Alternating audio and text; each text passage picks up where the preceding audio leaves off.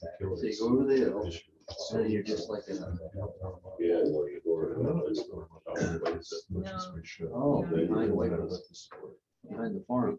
Well, I think everybody's here. It's gonna be attending today and, thanks for coming. I had a conversation with Tom over the weekend and he's not gonna be able to make it to the other funeral we go to. And I asked him if he wanted me to convey, any questions he had to the committee. And he said, well, he read the things he had, he'd like to present to him himself. So he was wondering if, we could hold it to the next meeting when he can attend and then we'll hopefully move it forward from at that time. So we'll start out and, we have a guest here today also in Robin Evans. She attended the meeting with us once before. And we'll start right out on what we finished with last time on the ridge line view shed and discuss that with any questions that anybody may have. I think you're thinking about going over it page by page, right? Right. Is that the plan? If anyone needs, Copies. yeah. Everybody has a Glasses. copy. So, just curious, I'm not quite sure I understand. Are we going to go over this line by line? Yeah, we're Starting going today? to, Starting today? Yeah. Okay. That's what you want. We'll do it. Mhm. Before we get started, it's just a general thing. Definitions. When you read through this whole document, there are a couple new definitions, including the common public doing areas, which are used throughout, but the definitions don't show up to the last paragraph. So I don't know what our normal protocol is on regulations that include definitions, but don't we usually have that right up front? Or could we put it up front? Because I think it would certainly make much more sense in trying to read this thing rather than waiting till you get to the end of the document and figure, that's what a visually subordinate. So, well, my question is then, it will be put in the town code definitions. Do you want it twice then? Move to the front of this section and definitions? The So general section definition, 117 is town code town code definitions. definitions. So that's where it will be put, but it might be helpful to have it twice. Well, if the intent is to have it in this document, I think the best place for it Is to move it. Okay, if everybody else agrees. yeah. Because reading through this and thinking, okay, visually subordinate, okay, what is it? What is it? Oh, there it is. So that's just a general item. So if you want to start from the top, Sure. you can do it by sections, paragraphs. Does anybody have anything on section A is intent purpose? Maybe it was just me at the time I was reading it, but the middle of one, right on the first page, I just got confused. I was confused by it with the wording. The principle of visually subordinate recognizes the development might be visible and sought out by the viewer, but that the development is not a defining feature of the visible landscape. And I'm saying to myself, well, that's, I wonder if we should say that in a different way. It reminds me back in the days when I was a principal reading something from state aid. I'm utterly confused. A by man of this. experience. Yeah, Could be and I whatever you wonder want if it to we be. could, I wonder if we could make that, put that in English. It just put me on a wild chase. That if I'm the only one, then I'll I rest my think it's case. actually redundant, and I'm Do we wondering need if it? it doesn't, Strike even- yeah, I think it needs to come right out. Okay. The whole paragraph one? No, the middle, starting with the principal, That's more visually subordinate. it's just a very one sentence, very long. Mhm. And as I said last week, this pertains to the Canandaigua Lake view shed. So Right, this is that's just all. the view shed, Yeah. and it's not the hills and dales of the rest of the town. Okay. Yes, Robin. I had a issue with that A1. It just seems like the beginning of it says, development within view shed and protection area. But that's talked about down here under B.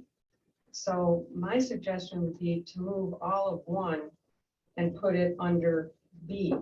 And so that 1 would then be what 2 is now, which is the purpose. I think the purpose of the law should be stated before this paragraph or in 1.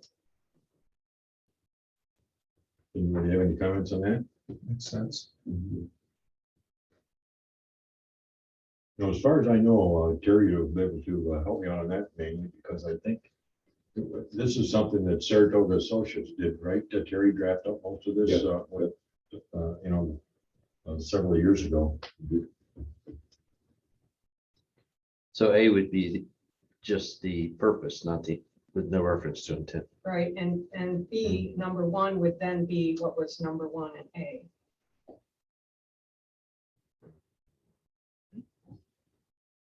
And 1 under B would then be 2.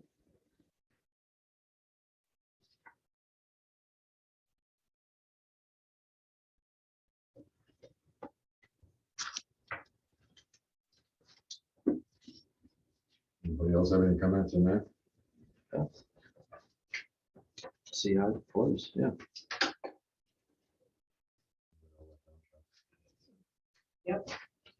Yeah.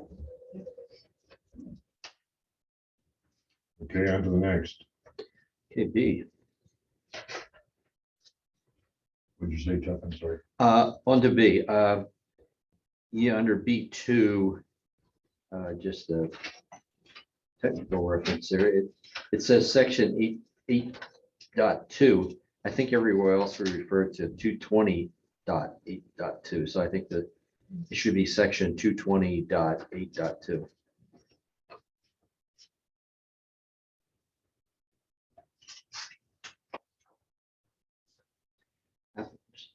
Means the document how the project.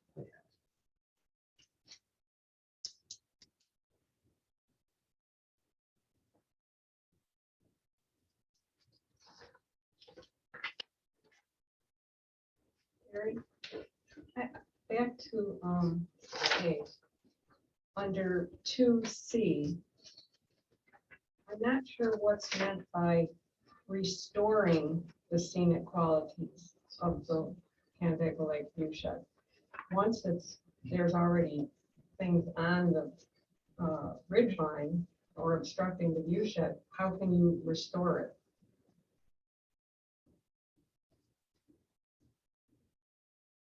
I guess I don't know what that means, restoring the scenic quality.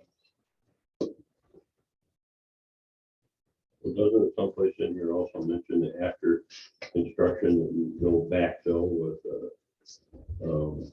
trees or whatever Okay, to restore it? You're right. I mean, once it's done, it's done. You can't restore it 100%, but maybe it's 60%, you know. I guess the way it reads, it doesn't say, that it would be an ongoing, something that's ongoing. It almost makes it sound like, we're gonna go back to making this area scenic again. And I'm not sure I understand. It needs to be more specific, or it needs to be taken out.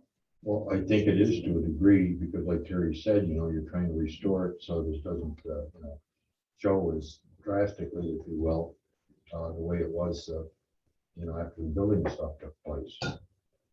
But would you be better off with a word like supporting rather than restoring?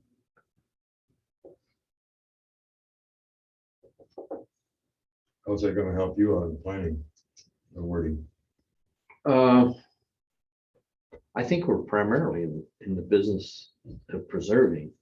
Restoring, a little tough, to take an issue where you have an infraction or a blight, call it blight for lack of a second word, and how do you restore it?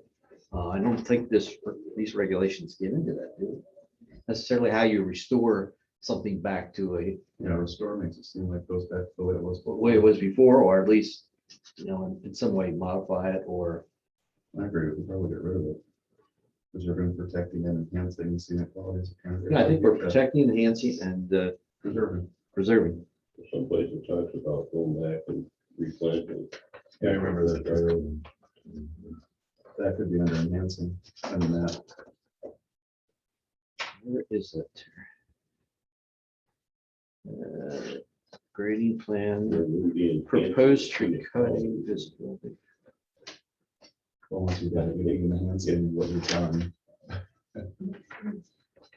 Yeah, quality is gone. before the really. Replanting, but if you know, I guess you could have an application that could, as part of it, try to restore an existing negative. I keep using the word blight, but some sort of something that we'd like to see corrected. So as part of a new application, you could see an effort to try to restore something possibly. Understand what I'm saying? Yeah, Yeah.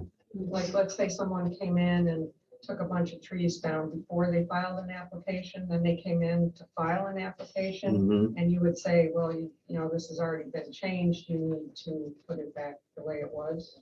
Is that, Or they've got this, structure on the ridge line or up on the hill, and they're going to put an addition on, and they're required to come because of more than 1,000 square feet, come to the planning board. The planning board is going to say, well, is there something you can do as part of this addition, as well as what you have currently with your current structure that would soften the look from the lake?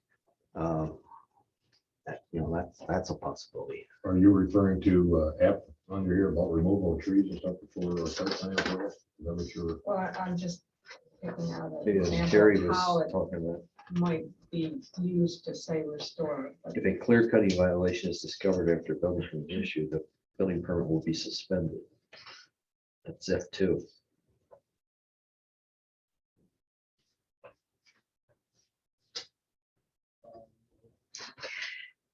Yeah, I guess the situation of the issue of trees. I mean, we do have people who come in and just, clear cut, or they didn't realize they need a permit or have to go to the planning board, and they do some sort of clear cut, and then after the fact, we can somehow, they have to come back to the planning board because we don't necessarily issue citations. Either take a citation, either get a citation or come to the planning board. It's usually come to the planning board, and then you would somehow restore through planting of trees and requiring him to do such and such. So that would be a restoration. is there any way to enforce them doing that? I mean, if they did it as forestry work or whatever, Mhm. and then could the town then, if they later applied for an application for some kind of work, could the town then say, well, you shouldn't have done that? Or don't they have an allowance to do forestry work on their property without a permit? How would you control it if the Yes. land changes hands?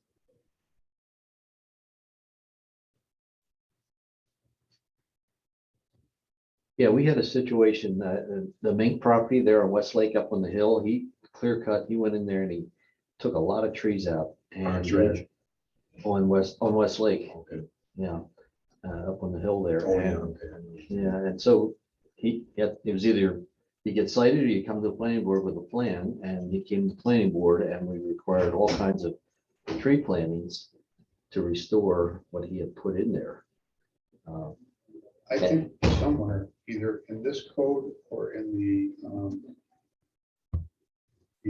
conservation subdivision easement, there's a penalty for people that clear land without planning board approval. If I'm not Yeah, mistaken. there is, and that's what this guy, Mr. Mink was cited for.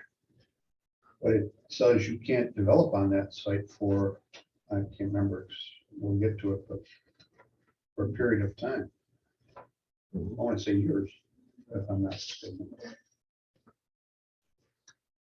All right, well, So I mean. I don't wanna think get we're gonna bogged down We're here. gonna come across the penalty part further on as we go into this, I think, a little bit, but what we're talking about is wordsmithing here, right? Yeah. Yep. And we're still on paragraph. Getting- B, right? we're in B. We went back to A. We're on B, let's keep it. I mean, if we're gonna get to the point where we review the wording to that degree, I mean, I'd go back to first paragraph A and just say, how does this whole thing promote development? But I'm not gonna go there. I'm just Well- using that as an example.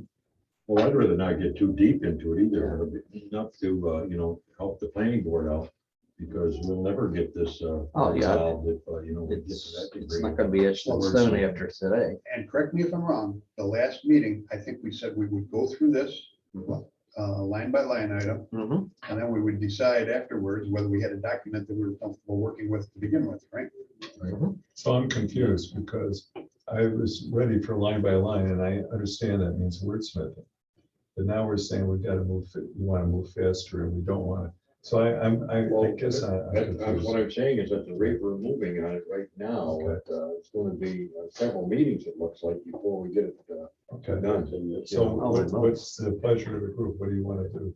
Because this goes in hand, like Doug, you mentioned before, with the conservation Right. ordinance and stuff Yeah. like that. Yeah. So, but one, covers the other to a degree. I have reviewed the conservation subdivision easement, and I am not sure that that statement you just made there, Gary, is in fact true.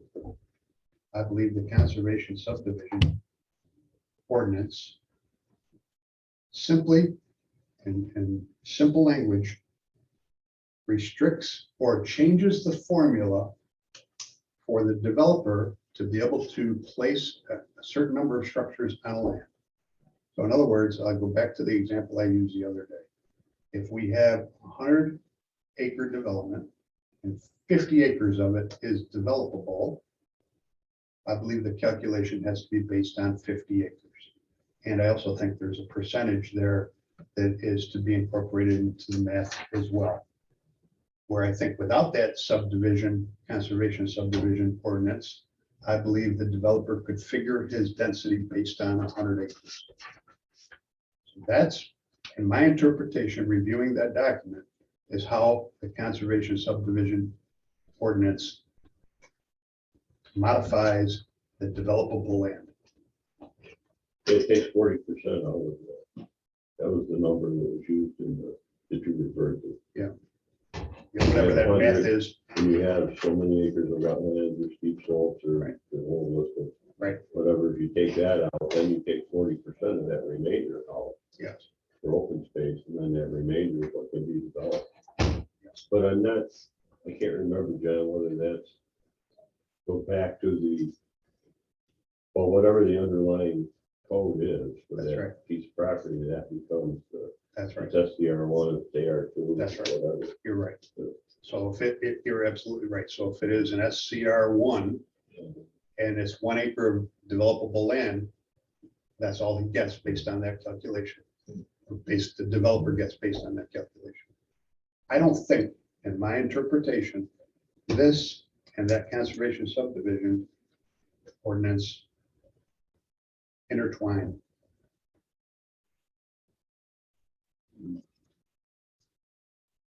I think, in my opinion, this would take precedent over any area of the view shed As viewed from the lake. as viewed from the. Great. So we agreed to take restoration out of that 2C, so why don't we move along? Anybody else have anything on B? On the public viewing areas to access the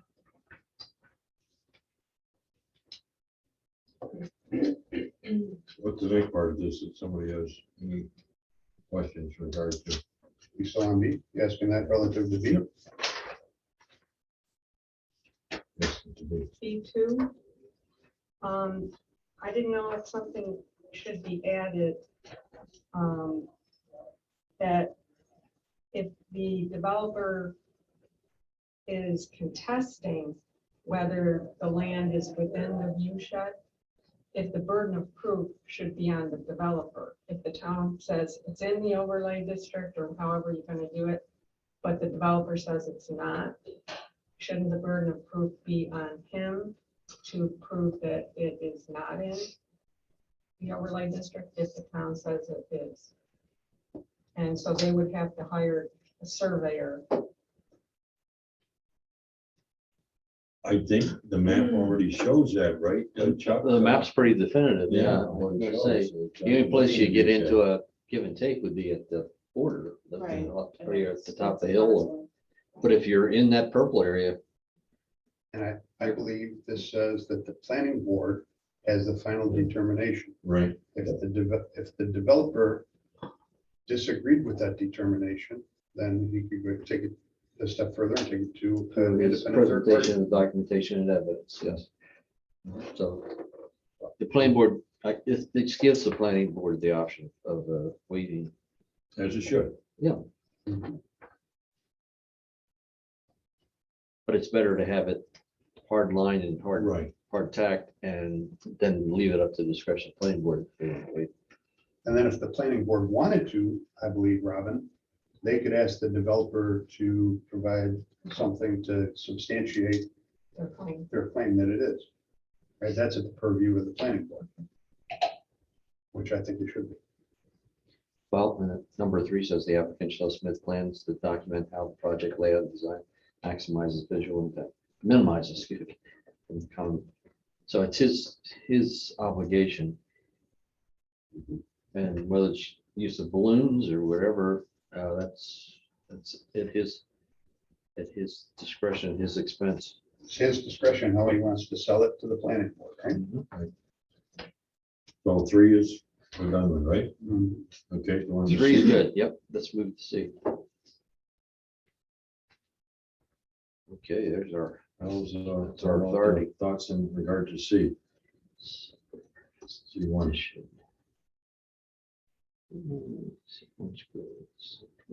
I was wondering on 2C, how they came up with a quarter of an acre with, Well, let's get rid of one. oh, I'm sorry, you wanted first. first. I'm I'm going going back too fast, sorry. and forth all the time. If you don't mind, please. Yeah, sorry about that.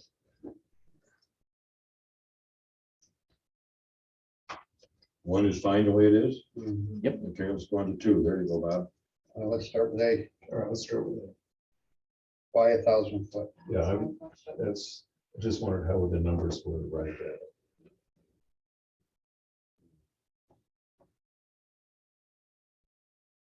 Thousand square feet disturbance, isn't that? That's the RLD.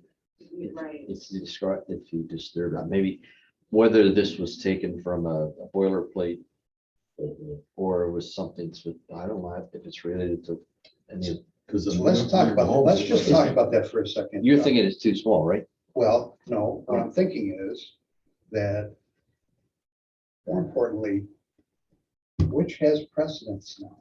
Because you just said the RLD has 1,000 square foot, right? Mm-hmm. So now, which has precedent? Does the RLD requirement of 1,000 square foot take precedent? Or now are we saying anything in the purple, we have to go to this document?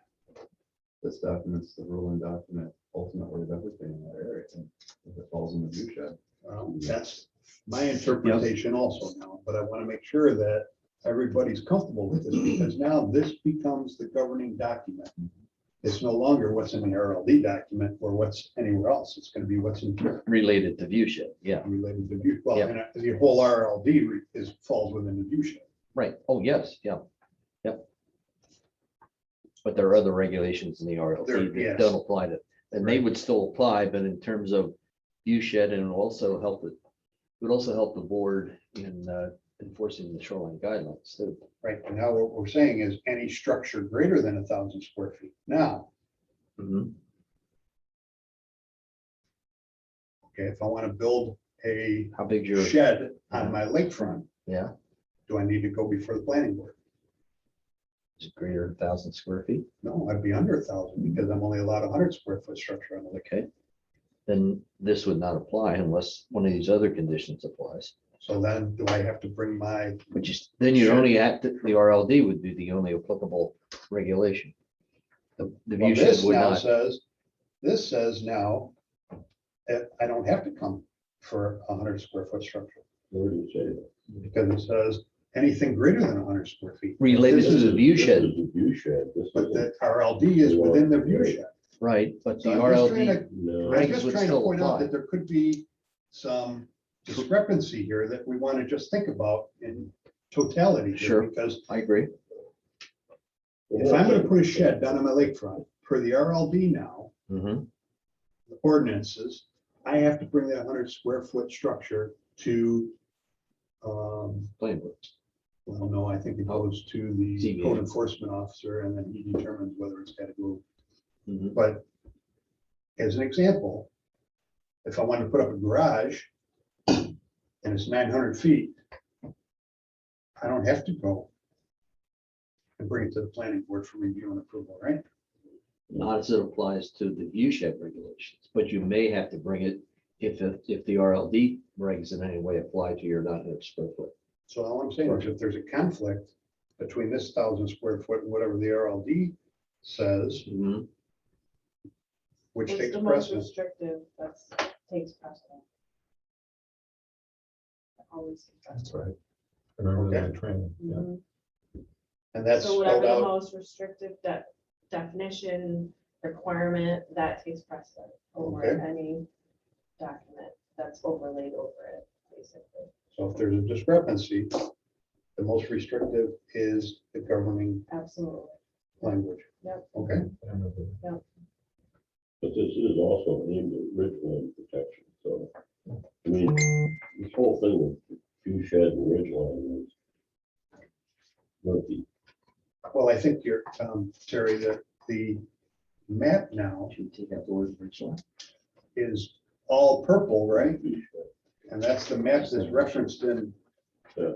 the first paragraph, or paragraph number B1. So So it's it's now everything that's within that mapped area. everything is purple Yes. in that area, That's right. but if you're down on the lake shore, there's no purple, you know, ridge line there, so It's all purple. That's view shed. maybe it shouldn't be. Well, that's why I think it's just worthy of a conversation, because it's gonna get challenging here. But that most restrictive, we have to keep in mind, yeah, we have to keep that in mind, and you made a good point, because at times, if you were somebody pleading the case for an applicant, you want to go with least restrictive to make your point, but it doesn't work like that. Yeah, I think I agree. That might be helpful. I bring that up. Visualize what we're talking I'm about. sorry. I think you have that in the board, map It was downstairs, yeah. That's actually nice. Yeah, Yeah, that you works. guys can talk around them. Yeah, that's actually a better visual. And I go back to my question, is 1,000 feet the appropriate square footage? I don't know where that number came from, but I think we ought to try to find out how, why. You've got metrics in all three of these. You got 5,000 square feet with fill, or you got a quarter acre for the clear cutting. I mean, and I will, what's the magic number? and I will tell you now, before we get to that part of this ordinance, a quarter of an acre does not work. And I have an illustration that I brought with me. That now is the appropriate time to talk about it.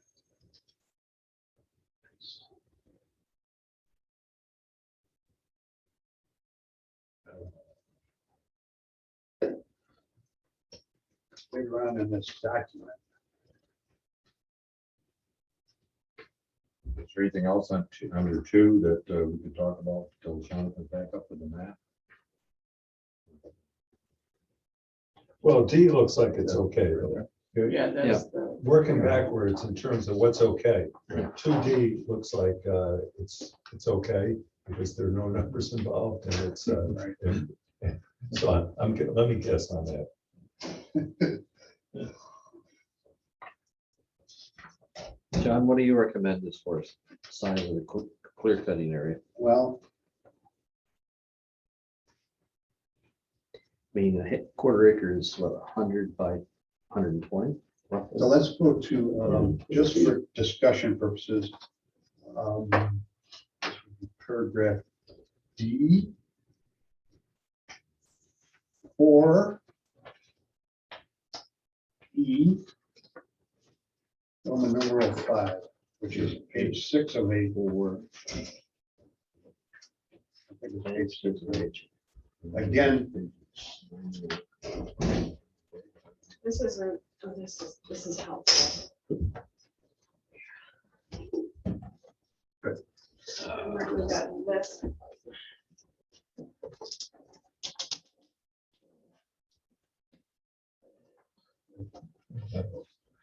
Let's help. Over there. Cameras and stuff. Oh, yeah. Here. Tackle. hook on a hook. which is what? Yeah, I'll just, see if I can. Huh, did we have maps up here before? We had, We had all kinds. you had action items for Yep. comp plan. So again, You want to slide a chair back there? that's okay, page 6 of 8, Roman numeral 5, Yep. Sorry, under Robert. paragraph E, references the quarter of an acre again. Okay, and that's where I was going to talk about my concern about a quarter of an acre. I don't believe a quarter of an acre is Too small. it's too small, Mhm. and I can show you why, if you would like. me.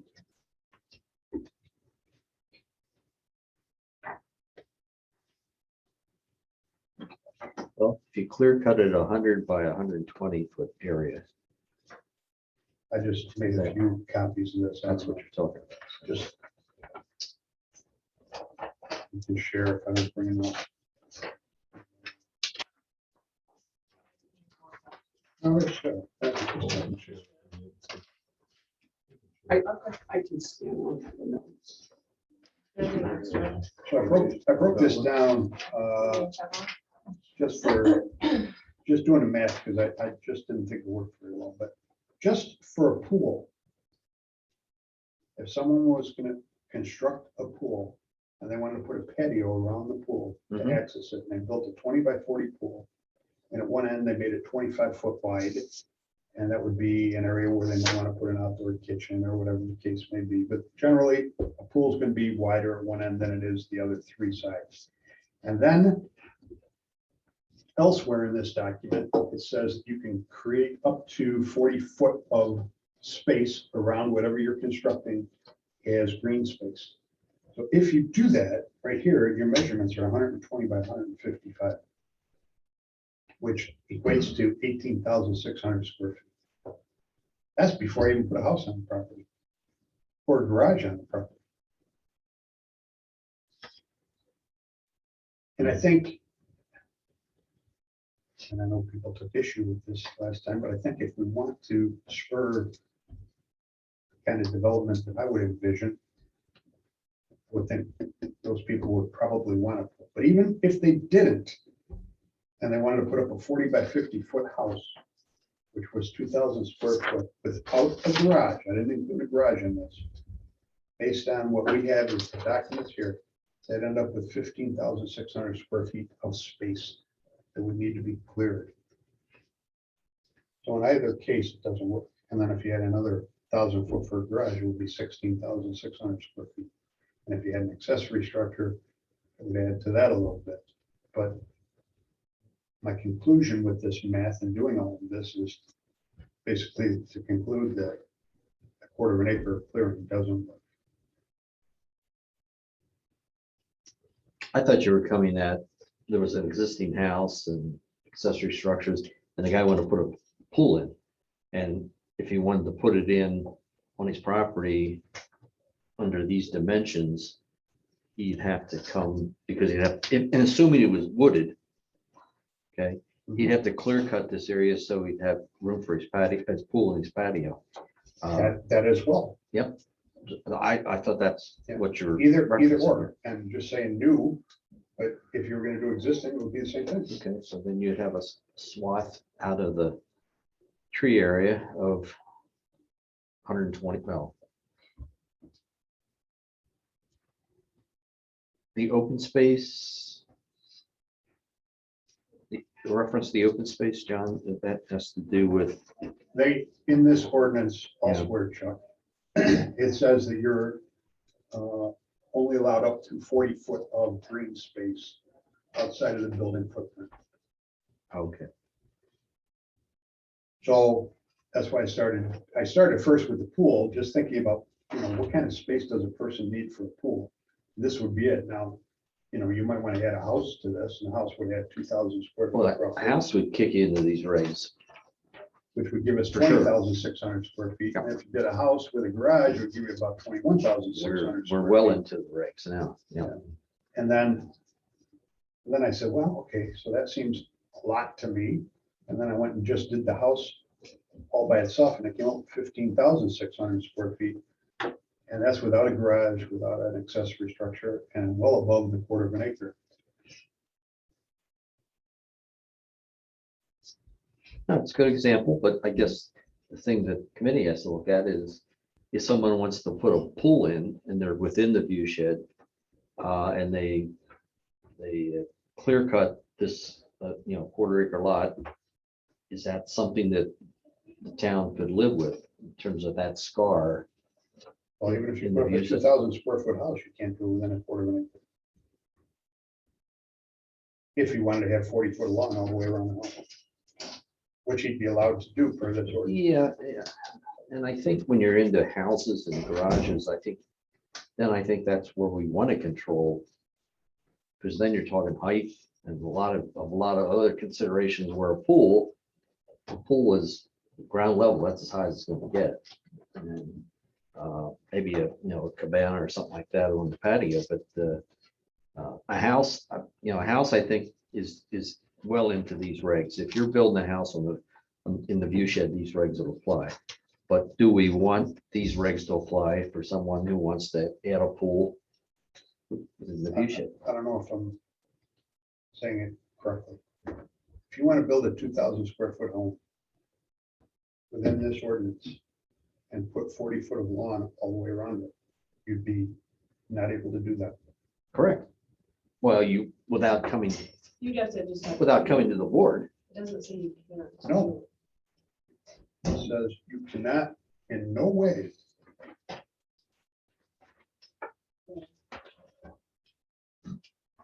clearing shall in no case create a total cleared area of a quarter acre or more in size on any one lot, excluding driveways, on-site water treatment, and utility corridors.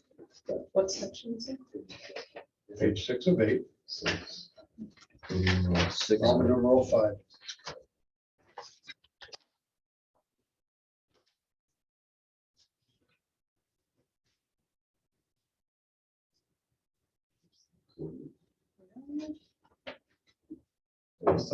For the building. I'm on paragraph Okay. D, Okay. item number 4, Four. E, Roman numeral 5. Oh. Got it. Oh, I was on, that's page 7. Okay. Got it. Excluding driveways. Okay.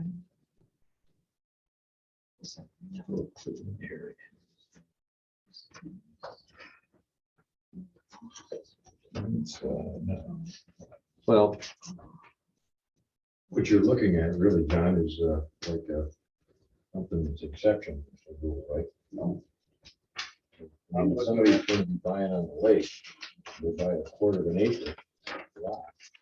How many quarter acre lots are down there? Yep, if they build anywhere up in those, let's call them hills, in the purple area, and they have a lot that is an acre of size, clearing. this reg says they can only clear 1/4 of an acre.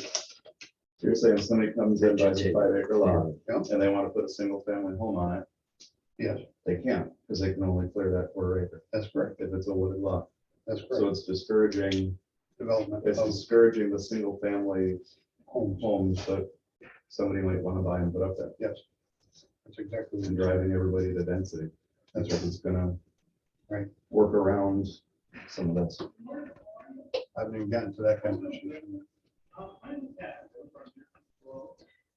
this is site clearing for construction, the building envelope. Then clearing shall in no case create a total cleared area of 1/4 acre. I don't know if that refers to the building envelope or the building envelope plus all yard area and lawn area. I believe somewhere else in this document, and I can find it if I'm pressed to, it tells you that you can not have lawn greater than 40 feet in any direction around the building structure. So I use that 40 foot as the lawn area. Mm-hmm. And that is what created the 15,600 square foot of clearing that would be done for a single family home. So there's two examples I did here on the side. One is just for the pool, and the other is for a single family 40 by 50 house. And that is exclusive of a garage or any other accessory structure. And I'm up to 15,600 square feet. Could we agree that a 1/4 acre would be appropriate for a building envelope? That would be 10,000 square foot footprint of a house. That's pretty big. I guess when I read it, I was thinking that the building envelope can be no greater than a 1/4 acre. But you're saying the building envelope plus the 40-foot buffer that's required on either side of the house. So that obviously would shrink the size of the house down. Correct. In order to have the 40-foot. Well, maybe a 1/4 acre is not the right number. That's my conclusion. Yeah, whether it's, well, the one applies to, well, clear, okay, I don't know if this is cutting all shrubbery, all grading, and the other is specific to trees. Read that either way. Talks about vegetative clearing, architecture. 20 years ago, this started out as bring it down off the ridge line so that the back peak of the roof is no higher than the ridge line. That was the whole thing. And that's an easy one to address, Terry, and One page. I'm comfortable with that because, yeah, I understand the That was concern. The whole impetus, Yeah, really. you don't want to have a house up on top of the hill and have that be the most Yeah. outstanding feature of the land, and I agree completely, but this takes it to a completely different level. And if we're gonna, that's why I started having this conversation last week, and I don't think I presented it very well. If we're gonna take it to this level where we're talking about everything in the purple, and we're talking about the view shed, it brings into conversation a lot of different issues that I don't know if we're ready to talk about or not. If we are, I'm comfortable with it, but again, it's, I think it's easier when you're talking about a ridge, the topography. When you get into the vegetation and the trees, then to me, it becomes more complicated. And some trees are gonna die.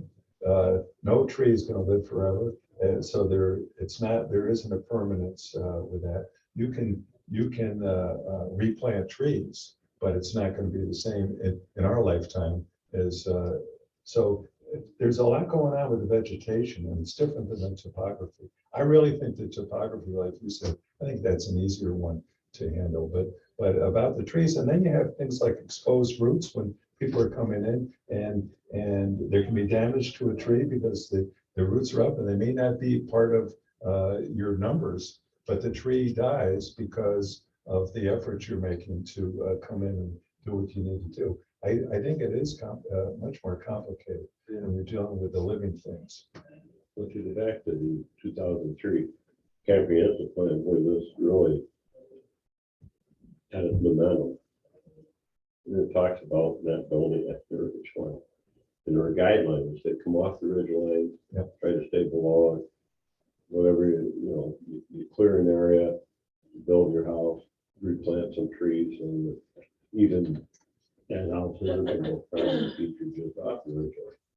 But there were guidelines, there were no teeth in it, there was nothing that said that the planning board or the town had any way to enforce, those rules. And that's where it got its start, but then that, as you say, it should be easy really to regulate. It's just, I don't, they're told to put this together, whether they copied and pasted from somebody else that they did it for, I have no idea. But it would be interesting to know where the numbers came from, how these limits are pitifully small. Quarter acre is, unless you're gonna build a 500-foot cabin, you just sit on the front of it and look out at whatever you're looking out at. But the whole thing with the view shed started out as really ridgeline. Being on the lake and looking east or west up the hill, you see different levels of ridge lines or how it morphed to view sheds, I'm not sure, but that was the whole driving force in the beginning. Here we are. And then the other part is the runoff with the water. You take that many trees out, it may affect people that are at a lower elevation than you. It's the water that's now going lickety split. That's not a scientific rendering, that's just common sense. As much as the planning board appreciates having objectivity, and being able to refer to code items and having metrics, numbers that they can refer to and say, well, if you have more than 1,000 square feet, then you got to do this, or if you're a quarter acre, then you got to do that. I know with our shoreline guidelines, I mean, that's kind of subjective, and it's worked well in the sense it gives the planning board more discretion.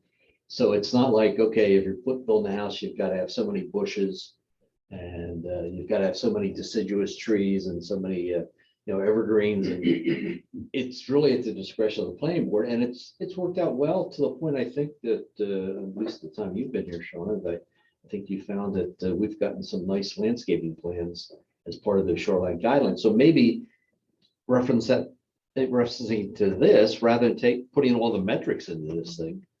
If you just say, okay, if you're in that view shed, you've got to go before the planning board and show to them that you're not affecting the view either from the lake or to the lake. Maybe that's really what this thing comes down to, that we just sort of take out all the details and metric numbers of the numerical numbers. Well, when we were talking about ridgelines, clearly all that, the area right between the purple and blue is not a ridgeline. Is where the ridge lines are, is that what No, you I said? said it's not a ridgeline. Oh, no, that's, I mean, it morphed into the view shed. That, yeah, right, and that's not where it all started. And I just go back to a couple meetings or 2 or 3 meetings ago where I said, at the end of the meeting, we're not talking about a ridge line anymore. I want to make it clear, Right. we're talking about a View view shed. shed from the lake But and to the that's, lake. that's how we got there. Yeah, We started out with that. But then you want to, once we have something on the books, then you want to take it and start looking at the original. No, I was that. Yeah. What's wrong with it? Well, I think you had said at one of the meetings, let's not just stop here, let's Well- keep this thing moving, and I agree with you. Okay, let's move on to ridge lines next, because that's another thing to bite off. But that is how this whole thing got Right, started, ridgeline, not view shed. Right. but you couldn't define where the ridge lines were. Well, that's, Yeah. Well, Chris. I think Chris Tom did, did, he said wherever the sky meets the land. That's, I mean, You know, Any place. that's simple, but. Well, this is Maybe something the- other communities have had to deal with, and by combining the law, it makes it a little bit more difficult. So some communities have actually separated it, and there's a ridge line regulation and there's a view shed regulation. I think I handed those out back in June. I know I'm not saying Joyce, that's the way I'm to sitting go. here thinking to myself that maybe we're trying to put too many matrices Mhm. in this ordinance.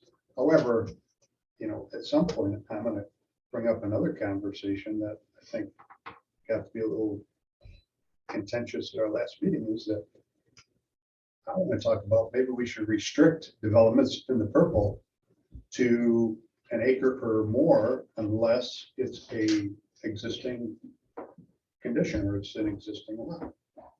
And to me, it would address, I think, some of our concerns about density in the view shed.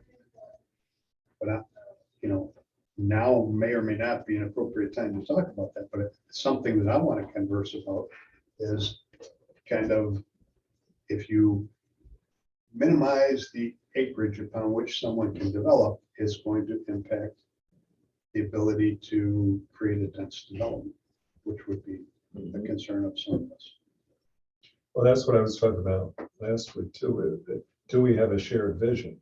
Because if we do, then we just need to have the words follow,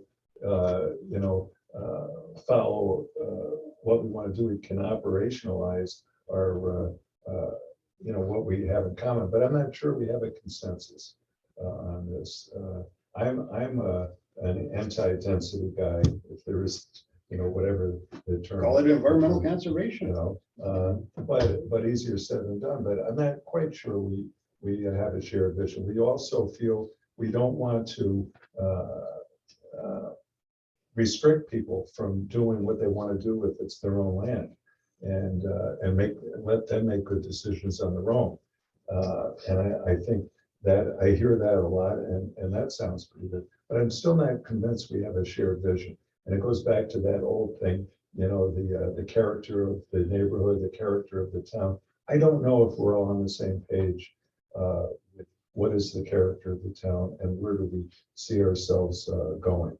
And that's what I brought up last week. And I think if we felt we had that, then it might be easier to try to find the words to operationalize that.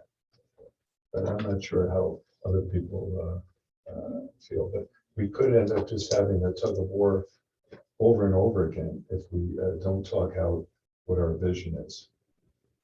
And that's kind of my concern a little bit when we talk about letting it be subjective enough that the planning board can make all the decisions, because planning boards change, people come on and off with different visions. So this could, depending on who you bring your application to at what stage, one person could have totally different than and somebody who did it 5 years later. So it seems like there has to be some objectivity in there, not just subjectivity. But the other thing that bothered me a little bit about this is a law that's going to go into effect, and it's new. But there's so many specifics, like the quarter acre, 1,000 feet. I'm thinking there should be a little bit more vision, and maybe the specific should be in the actual application when the developer comes in.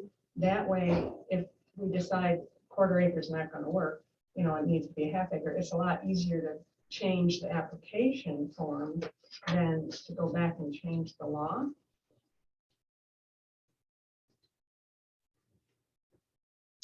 Also, you have to have that standard written into the law, or else you can't enforce it. I mean, So it either is or it isn't. So you have to have all the specific in there. Oh, yeah, or else how can you hold somebody to some standard? It would be in the application. This is how much you can clear cut. But based on what? Based on what law, what code? Well, could the application be referenced in the law? You have to have that. It'd have to be in the law. But in the real world, you have the law, and then you have case law, which is precedents that have been established, and those are always cited. And so it's not just what we put in writing, but it's then how we proceed. And those precedents, you open a door to the precedent. You can't ever close it once you open a door in certain areas. And so you just have to be mindful of that. to your point earlier, Bob, about the shared vision, I guess I have to ask the question, we gotta have a starting point, right? And I guess I have to ask the question, as a starting point, does anyone think that we should have multifamily housing in the purple, or should it be single family housing in the purple? Well, then you also would That's say as a starting point. the ideal and the real. Ideally, you know, we could say, and then realistically, the way Doug speaks in terms of presentations made by developers and all that, sometimes there is a gap between I can't agree with that. I think the issue is, do we want to have other than single family homes in the purple area? Well, if you think about, and I want to go back to Chuck too with design, you can have a quad, 4-unit home, right? Yep. Four dwellings, that is aesthetically much more pleasing than a single family home, same footprint. That's what I'm like, that's my concern is saying no multifamily. Well, multifamily could just be one actual footprint. Versus, and a single family is same, could be the exact same footprint, it's just the way it's designed. I would just say to that point, okay? We've talked about rental property and the RLD. We don't want it. A very significant portion of that purple is the RLD. Now, it goes beyond that, but a very significant portion of it is the RLD. There's no multifamily homes in the RLD. Right? No rental property is supposed to be in the RLD. Well, there's one. well, Airbnb. That I can think of. Yeah. Yeah, but we don't want them, right? That's what we've said. We don't want Right. rental properties in the RLD. I mean, the ECB had some conversation about a person that wanted to put a additional square footage on their house. And one of the concerns was that they want to make sure it's not a rental property in the future. So if we're saying we don't want rental properties in the RLD, a 4-family quad isn't allowed on a very majority of that purple anyways. And then my question would be, is someone going to come into the other area of that purple that is not the RLD and put up a 4-family quad? I think the likelihood of that is slim. I'd almost say slim to none, but I'll just say slim. I think the way things are now, someone could come in and put multifamily duplexes in an area like others have done in the past and put many townhouses in areas of the purple. Everyone I think here knows my opinion about that. I think we ought not allow that anymore. I think it ought to be zoned or restricted to single family homes in the purple. If someone wants to build a quad, there's a lot of white space there they can build a quad in my opinion. Well, then are we talking about who's living in the home versus the type of the home? I'm talking about the type of the home. And I guess my point I don't care who being, lives there. I'm just talking about the type of the home. But I think we're getting a little off track. Now you're talking about uses, either changing the RLD to either prohibit or allow certain. I think if we agree that the view shed, the purple area is the area we want to concentrate in terms of the aesthetic, for lack of a better word, the aesthetic look from the lake to the lake. That's what we ought to focus on. And some of the things you're talking about, John, would be something that we'd look at as a separate issue regarding the RLD and how it's worded. And No, I don't think so. Let's take RLD. well, this regulation is not going to say single family homes are only going to be permitted in the RLD. I mean, Why can't we say single family homes are only allowed in the purple? yeah, but we don't even mention uses in this. We talk about what color they're gonna be. We talk about how high they're gonna be. We Right. talk about the square footage that they're allowed to clear in order to build it, but yet we can't say that it's gotta be a single family structure. Although I think we've also said that maybe that's too restrictive. That's kind of language. Why is it? If we want to be environmentally conscious of the ridge lines and the view shed, Mhm. why wouldn't we? Why wouldn't we? Were we gonna say it's okay to build another high density development in the purple area? That's gonna be more unsightly and less environmentally conscious than putting a single family home in. I mean, if we're truly looking at being environmentally conscious and we're truly concerned about what the hillsides are gonna look like from the lake, why would we want to put anything other than a single family home in the purple area?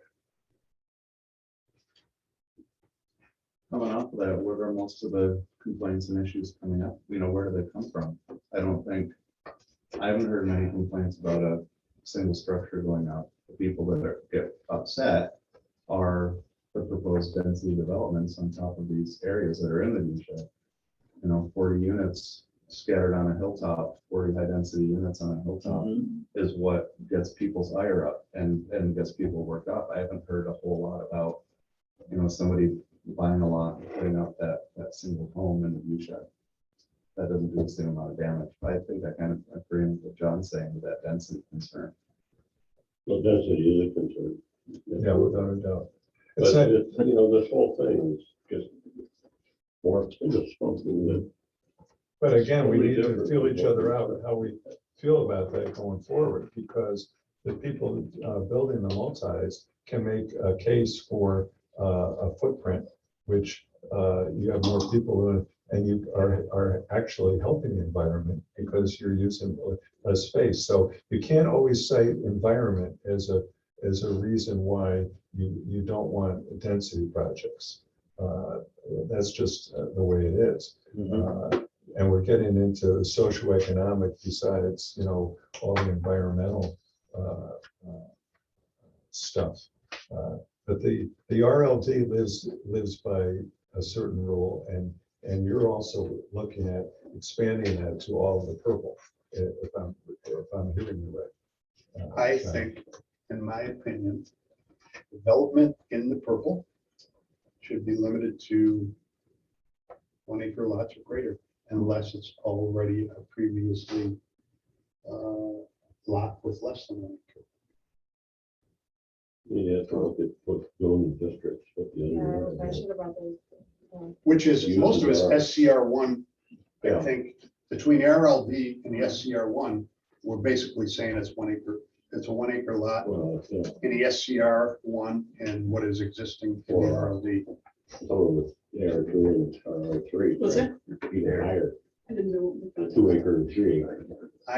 I've got a big. Apologize that I have to leave. I have a doctor's. It is. I have to go talk. So all I would ask is, I was gonna get zoning map, can the big. someone tell zoning me, map. or can we decide when the next meeting is going to be?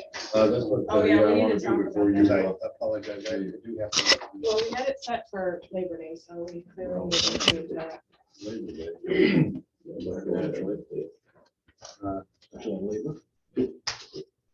Chuck, when do you have your pre-planning for September? Let me pull it up. I think it's the 13th. PRC is 13th. We were talking, 6th is Labor Day. So if you stay on a Monday, then you're talking the 20th, but I don't know if you want to push out that far, How about as the far 8th? as we got I was today. gonna say, how about next week? How about the 8th for the September meeting?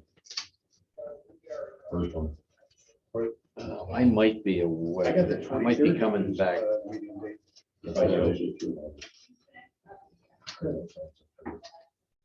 And then we'll go back to that. Oh. I'm sorry. I might be on the road on the 8th, coming back. So I had the 23rd down too. Well, Is I'm that- talking, no, I'm talking September, but we'll go back Yeah. to August. Oh, okay. Okay, The back to 23rd August. and the 25th, that seemed to be okay with Tom when I talked to him. Is one of those dates preferred? We had it scheduled for the 23rd, I believe. Let's leave it. I just want to throw out there though, how about next Monday, 16th, where we all have this fresh in our minds. I hate to let Board meeting day too. that day. PRC, Setting our. Yeah. Okay, the 23rd of August? 23rd of August. Okay, what about the September then? So the 8th is out with Chuck, the 14th or 15th?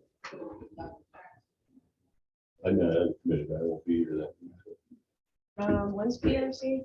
September? PRC Mary, I think is it's 13th. Monday. It'd be good. No, I think it's important to hear. It's an important topic. Oh, it is. I think it's, Just wanna make sure we don't hit Yes, it's- What was, I know, I don't see. it's not- You got no more Tuesdays, all right, we're good. Just let me know when it is in September. 23rd is good. 23rd is Book good. it, book it, yeah. I apologize to everyone that I have to leave. See you. Thanks, John, for your input. And I'll be here whenever you want me to be. Whenever you set the meeting up. And I do think it's important Well, that you're there. 23rd for sure. 23rd for sure. Okay. Thanks, everyone. Have a good day. Okay, thanks, John. I can get some work done. I vote we pass it as is. Here comes back. Here it is. You know, Chuck, I have a question or a suggestion, actually. With the shoreline guidelines, with the form-based code, what it's kind of coming to is visuals. This is what we want, this is what we don't want. That might be helpful for us to look at. This is what is allowed on the ridge line view shed. This is what we would like to see for that same parcel. Mhm. Something that's more, and I'm not saying a sweeping change, but just maybe for us to look at, and something that we could ultimately show an applicant, like, yeah, this is your intent, but this is what we would rather see. I think those are helpful visuals for people. I really do. Well, they are. They are. The only issue really is what Roger brought up. Yeah, it's, Yeah, I know. something specific. objective. Well, I'm sure you hear when an applicant comes in regarding shoreline guidelines, what do they want to see? And what That's do it. what do you Yeah. tell them? You say, well, put something out there and Absolutely, usually- we'll float it, and they're usually generally very good Good. about that. they are. I mean, If most anything, people- they probably overdo it. And we said, okay, if that's what you want to do, Right, go ahead and do it. Yeah, Um, of course, they got money to spend. I mean, yeah, and I know ultimately we have to refer to a document. I just think that those visuals are really helpful. And Robin, I understand what you're saying, that words change. Mhm. So people's concepts of what it should, a view shed should look like will change. And in the same regard, I guess it does give the board discretion, a lot of discretion, which is good or bad. But, you know, we can say, well, okay, you're gonna take all those trees down. Okay, you're gonna put, if you're gonna take those trees down, you know, why don't you take half of them down, and where you did take trees down, put some trees in, rather than getting into, okay, you must replace 2 trees for every 4 trees and Absolutely. or 4 trees for every 2 trees, and wow, that gets tough. Right, or let's shift the house over, can we move this? And, you know, there's a lot of ways we can work with the applicant. Or can your siding be, Right, yeah, Like to earth see a tones different rather color. than white? can your roof not be red, whatever, you know? How about if we get a date set for September? Oh, sure, Sure. sorry. You around the first, Terry? First would be good. What is the? It's a Wednesday. I think nine is always. I'm not around on the first. I will not be here. Pardon? I will not be It's here on the not first. available. I'm going over Labor Day. I leave on the first. How about the 14th or 15th? That's when you're gone, right, Terry? 14th's good, 15th's good.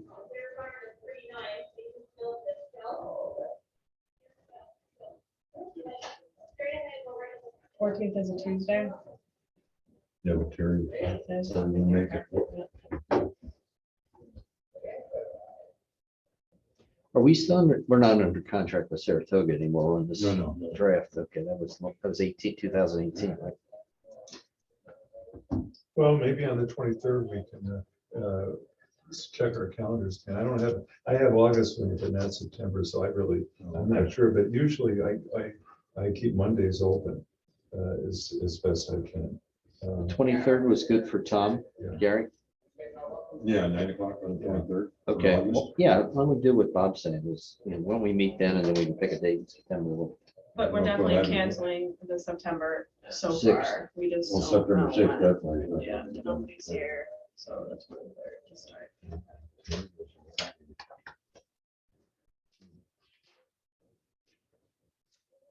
Chuck, you're away on the 8th, right, of September, you said? Yes. I could Zoom Oh, in is the that car. Rocco? I know Wouldn't be he's the first looking for time. me. I'd like to just kind of recap. I think we're getting our thoughts out and putting them out there. And it's sort of like we've shuffled the cards and dealt them. And whether or not we're all of the same mind, I think we're getting closer to it. But my other feeling is we need to give you a tool on the planning board that's going to be useful as a result of all this. So that's the practical part. The other part, I can see that we've got some raw nerves in some areas and all that. But the other thing with John's value, he understands how the developers can fudge a little. And I know from the zoning board, even the stuff about the average grade, and when you're doing elevation too, it's not as clear cut. And he understands some of that stuff, and I see great value there because I'm on the outside looking in, trying to understand that. And when I just look at numbers, that's all they are to me. He can, certainly has value, and you can see that kind of thing. So I think we're making progress, even though we maybe don't have closure today. And I do agree that the more we get at it, I think we're, at some point we're going to turn the corner. I would hope. Yeah. Then we can get on to the next Yeah. thing that is gonna be really chickens, right? Yeah. No ethics before chickens. Well, The chickens have already flown. The chickens have already flown. Is there anything else anybody wants to mention today's meeting, so not to prolong it? Could I just say mention Sure. what John was concerned about would be quads? And I'm assuming he meant that the footprint would be all 4 of them. Like in the village.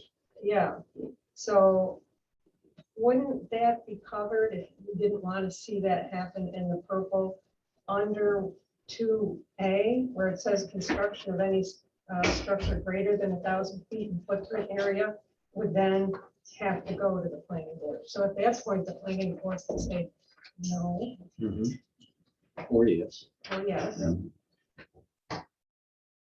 But if the vision was, we don't want to have any quads in that area, then they could say no. It'd be up to the discretion, of the planning board member. Well, something. you'd have to. If you have a change the planning board zoning, member that feels that and that's pricey. diversity and moderate income homes are what we need in our town, yeah, we're not gonna exclude quads because that's something that's a cheaper. But I think the quads here aren't the moderate income quads. These are the $400,000 quads. Right. In this area, Mhm. the 400,000 per unit. It's getting that way anywhere. Yeah, that's what all the Morella is. You're at 3.25 to 400 if you want to have anything extra. Well, even the Bristol Harbor condos right now are going at 400. And I think it's on the paper up to Farmington there, whatever that's called up there, they start at 380. I think. Yeah. Oh, really? This weekend. The So- ones by the thruway? No, the By ones the- that are, whatever that cross from Lions National Bank and up in there. whatever. Oh, yes, Hathaway the builders, Hathaway, there you go. yes. There's just up there. So Okay. precedent really is a big deal. And I know when we're in the zoning board looking at things, we always say every case is viewed on its own merits and this and that. But it's not totally accurate because we're looking at comparables. And the people making the application will always speak to precedents. So we have that. If this document comes in and works, it may be a thing where we suspend the old precedents and we can start anew. And that might be of value in doing this because as a planning board, you may be stuck with, let's say people are talking about that last Morel multi on a knob. And people say, hey, you did that. Why can't you say no to me? Because Perhaps- you have yes, if we can make this work, then maybe we can put a wrap Yeah, we on can. those. And that would be real value in doing this. Mhm. So that's, what Doug was commenting about the last meeting, the subdivision law that we're considering next week. That would have probably precluded that development and the, Mhm. by the hill there across from it. So, Mhm. you know, so, yeah, I mean, that's a. You Well- see, there's a lag that. Yeah. sometimes- And not to prolong the meeting, but I mean, the planning board right now in the spotlight with this Canandaigua Shores thing, and that's obviously a project that's in the purple. And we don't have any regs related to view sheds. Now, we do have, fortunately, the MUO is pretty tight. If that would have gone in just as a regular, multifamily development, boy, it would have been terrible. But fortunately with the MUO, it's got that 40% requirement of taking out the constrained lands. And it's got, abundance of constrained land. So we're able to control the density and maybe how it sits on the hillside at some point. But boy, if we didn't have the MUO, that could be a disaster up there. Which gets in what you're saying, Jared, in terms of, do you want that kind of development within the future? And last week, Tom Schwartz, was giving me the raspberries about Middle Cheshire becoming a suburban, road. Well, it depends which end of the road you're looking at. But the people who live there can see a future where we really are totally suburban. And we're not sure we like that sense of going in that direction. And there is a pushback from people who are there, even though we're in a subdivision, we're not necessarily red hot about seeing more of them. And that was back to what you're talking about. So Tom, that's why he called you a NIMBY. Would. Yeah, not my backyard. Yep. Last man in concept. Exactly. I'm here, nobody else can. Yep. Go up the ladder. But I mean, admitting it's okay. Yeah, that's right. Well, that's those people in Cheshire. Anything else? Well, I think, It's, well, Terry will know, I think, back in 2003, when the comp plan come out, that was one of the big pushes for the southern corridor to lead the development, I believe in that, wasn't it? Sometimes change. Yeah. Sometimes you have to be careful. Careful what you wish for, Yeah. because it might come back and bite you. And short term, there are so many great decisions made, but the long term, or unintended consequences, it's different. Yeah, when that came out, the Morale project just started, one or two houses at that time, I believe. So, Well, the local PER was an effort to stop that expansion to the south. And, that went through, what was that, 2008 or so, buying that land, or buying the development rights, kind of put a stop to that southern expansion. Yeah, all your coulda, woulda, shouldas. I mean, really, you got, the old sages, you've done a good job in terms of the town. The town is, I think we're all proud of it and certainly want to keep what we have. And I think there's some tweaking that has to be done on certain things. And obviously looking at view sheds is something we talked about. And I think it'll be all for the better in the long run. So I think we did a good job in the past, but we can just make it better. just depending on what the people 20 years from now think about the job we did. Oh, they're gonna. Well, look at your kids and Yeah, grandchildren. they're gonna cancel. I don't know what they- So there's no point. We're done in 20 years. If your father taking care of all this, we wouldn't be here today. That's right. Yeah, he got rid of signs. Yeah, I know. Any other questions or Sage. comments anybody else make before we take a break? You wanna take a break? Thank you. Take a break. So quick. Okay, we'll see everybody on the 23rd. 23rd. 2 weeks.